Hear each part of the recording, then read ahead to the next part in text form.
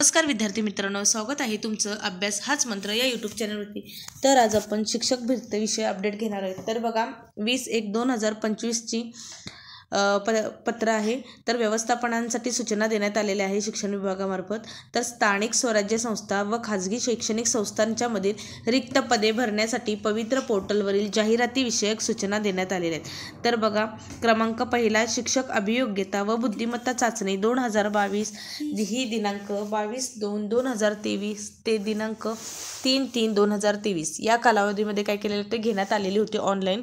तर सदर चाचणीमध्ये 2,39,730 उमेदवारांनी ही नोंदणी केली होती, पण प्रत्यक्षात मात्र जी एक्झाम देणारी मुलं आहेत ती फक्त 2,16,443 ही उमेदवारांनी चाचणी दिली होती। तर या चाचणीस उपस्थित उमेदवारांच्याकडून शिक्षक पद भरतीसाठी आवश्यक असणारी उमेदवारांची स्वप्रमाणपत्रे ही पूर्ण करून घेण्यात आलेली आहेत। म्हणजे फेज 1 मध्येच त्यांनी काय केलेलं आहे की सुरू व्हायच्या आधीच स्वप्रमाणपत्रे ही पूर्ण करून घेतलेली आहेत। तर या माहितीच्या आधारे यापूर्वी जानेवारी 2024 अखेर झालेल्या जाहिरातीनुसार उमेदवारांच्या निवडीसाठी शिफारशींची प्रक्रिया ही पूर्ण करण्यात आलेली। शिक्षक अभियोग्यता आणि बुद्धिमत्ता चाचणी 2022 दिलेल्या उमेदवारांच्या मधून शिक्षक पद भरती करण्याकरिता टप्पा 2 मधील जाहिरातींची कार्यवाही करण्यात येणार आहे। तर बघा शिक्षक अभियोग्यता व बुद्धिमत्ता चाचणी 2022 मध्ये जी घेण्यात आलेली आहे, तर फेज 2 साठी काय करण्यात आहे, जाहिरातींच्यासाठी कार्यवाही करण्यात येणार आहेत। 2 नंबरचा काय आहे बघूया त्याला। तर पोर्टलवर नोंद केलेल्या उमेदवारांच्या मधून पात्र उमेदवारांच्या नियुक्तीच्या शिफारशीसाठी संबंधित व्यवस्थापनांच्याकडून पोर्टलवर माध्यमनिहाय, आरक्षणनिहाय व विषयनिहाय रिक्त पदांसाठी जाहिरात देणे आवश्यक आहे। तर काय करायचं आहे की पोर्टलवरती माध्यमनिहाय, आरक्षणनिहाय आणि जागांची नोंद करायची आहे। त्याचप्रमाणे 3 नंबरचा मुद्दा बघू, रिक्त पदांच्या जाहिरातींच्यासाठी संबंधित व्यवस्थापनाने पवित्र पोर्टलवर पहिल्या टप्प्यामध्ये नोंदणी केली असल्यास त्यांना यापूर्वी नोंदणी केलेले युजर ID पासवर्डवरून लॉग इन करता येईल।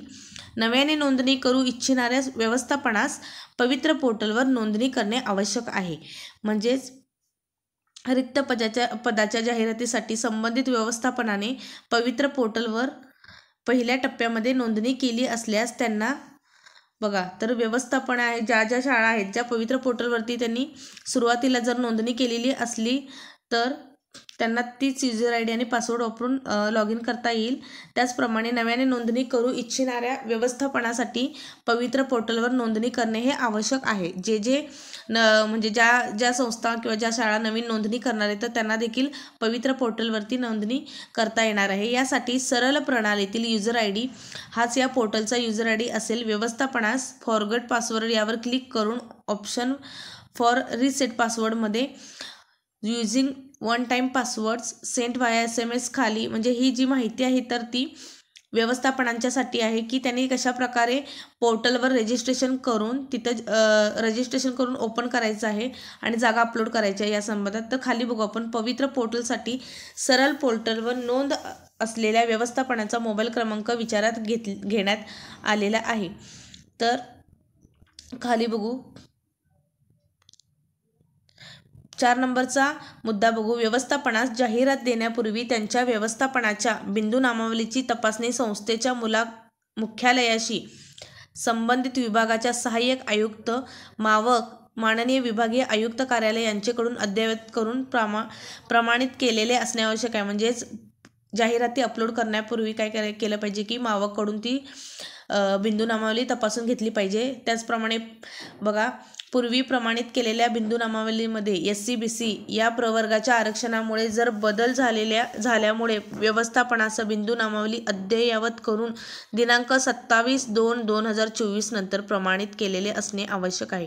27 फेब्रुवारी 2024 नंतर हे प्रमाणित केलेले असणे आवश्यक आहे। म्हणजे SC BCच्या प्रवर्गासाठी आरक्षणामुळे जर बदल झाला असेल तर ते 27/2/2024 नंतर प्रमाणित केलेलं आवश्यक असलं पाहिजे। त्याचप्रमाणे 6 नंबरचा मुद्दा, पवित्र पोर्टलवर जाहिरात देण्यासाठी कार्यपद्धतीचा शासन निर्णय दिनांक 7/2/2019 सोबत, म्हणजेच त्या परिशिष्ट अ मध्ये देण्यात आलेला आहे त्यानुसारच इथं शासन निर्णय तो लागू केला आहे बघा। त्याचप्रमाणे या शासन निर्णयामध्ये सक्षम प्राधिकरण नमूद करण्यात आलेले आहेत। त्यामध्ये बिंदू नामावली भरणारे प्राधिकरण, तपासणारे व जाहिराती मान्यता देणारे प्राधिकरण निश्चित करण्यात आलेले आहेत। त्यानुसार संबंधित लॉगिनची सुविधाही उपलब्ध करून देण्यात आलेली आहे. त्याचप्रमाणे खाली बघा काय माहिती आहे, इथं बिंदू नामावली आणि विषयनिहाय रिक्त पदांची नोंद कशी म्हणजे नोंद करणारे व मान्यता देणारे सक्षम प्राधिकरण खालीलप्रमाणे दिलेले बघा.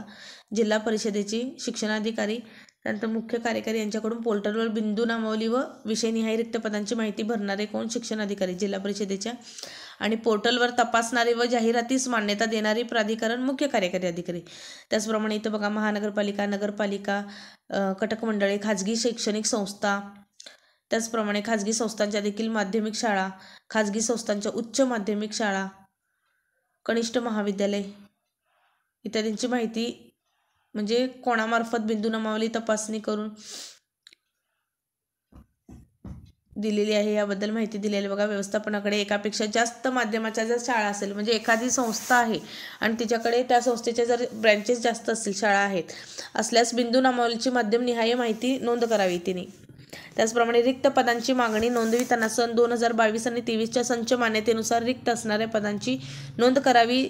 त्याचप्रमाणे सन 2023-24 मध्ये शिक्षक पद कमी झाल्यास व भविष्यात कमी होण्याची शक्यता असल्यास अशा पदांसाठी मागणी नोंदवू नये.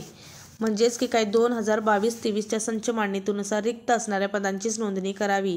त्याचप्रमाणे सन 2023 आणि 24 मध्ये जी शिक्षक पद कमी झाल्यास म्हणजे शिक्षकांची पदे जर कमी झाली 2023 नुसार तर भविष्यात कमी होण्याची शक्यता असल्यास शिक्षकांची पदे अशा पदासाठी मागणी नोंदवू नये. तर फक्त 2022-23च्या संच मान्यतेसाठी नोंद करावी. रिक्त पदांच्या पैकी एखाद्या किंवा काही पदांच्या बाबत माननीय न्यायालय प्रकरण प्रलंबित असल्यास अथवा अन्य उचित कारणाने अशी पदे भरणे शक्य नसल्यास सदर पदे वगळून बिंदू नामावलीत आरक्षक व रिक्त विषयानुसार मागणी नोंदवावी. त्याचप्रमाणे इथं बघा 11 नंबरचा मुद्दा, 1ली ते 5वी, इयत्ता 6वी ते 8वी, 9वी ते 10वी आणि इयत्ता 11वी 12वी अध्यापन विद्यालय या गटासाठी रिक्त पदांची जाहिरात देता येईल म्हणजे 1ली पासून 12वी पर्यंत. त्याचप्रमाणे 6वी ते 8वीचे गटातील भाषा, गणित, विज्ञान, गणित आणि विज्ञान, भाषा, गणित आणि विज्ञान म्हणजे गणित आणि विज्ञानसाठी एक आणि गणित सेपरेट आणि विज्ञान सेपरेट. त्याचप्रमाणे सोशल सायन्स किंवा सामाजिक शास्त्र या विषयासाठी मागणी करता येणार आहे. फक्त गणित विषय शिकवणाऱ्या शिक्षक पाहिजे असल्यास गणित असं विषय निवडायचा. जर तुम्हाला गणित आणि विषय दोन्हीसाठी एकच शिक्षक असेल तर एकच विषय निवडायचा आहे. म्हणजे पवित्र पोर्टलवरती ज्यावेळी जाहिरात अपलोड होतात तर त्यावेळी तिथं नमूद केलेलं असतं की गणित आणि विज्ञान दोन्ही विषयासाठी एकच शिक्षक. मग दोन्ही विषय शिकवणारे असेल तर त्या शिक्षकाने तिथं अप्लाय करायचं. तर फक्त जे गणित विषय शिकवणारे आहेत तर ज्यांचं फक्त गणितमध्ये झालेलं आहे BSc किंवा सायन्स साईड ही तर त्यांनी फक्त गणित विषयालाच प्राधान्य द्यायचं. ज्यांचं सायन्समध्ये विज्ञान म्हणजे फक्त शिकवणार असेल तर त्यांनी त्याला तो निवडावा. गणित विज्ञान हे दोन्ही विषय शिकवण्यासाठी एकच शिक्षक पाहिजे असल्यास गणित आणि विज्ञान निवडावा बघा. तर 9वी ते 10वीसाठी भाषा विषय म्हणजे मराठी, हिंदी आणि इंग्रजी, त्याचप्रमाणे गणित, विज्ञान, त्याचप्रमाणे गणित आणि विज्ञान, सामाजिक शास्त्र, इतिहास, भूगोल, शारीरिक शिक्षण आणि संरक्षण शास्त्र या विषयासाठी देखील मागणी करता येणार आहे.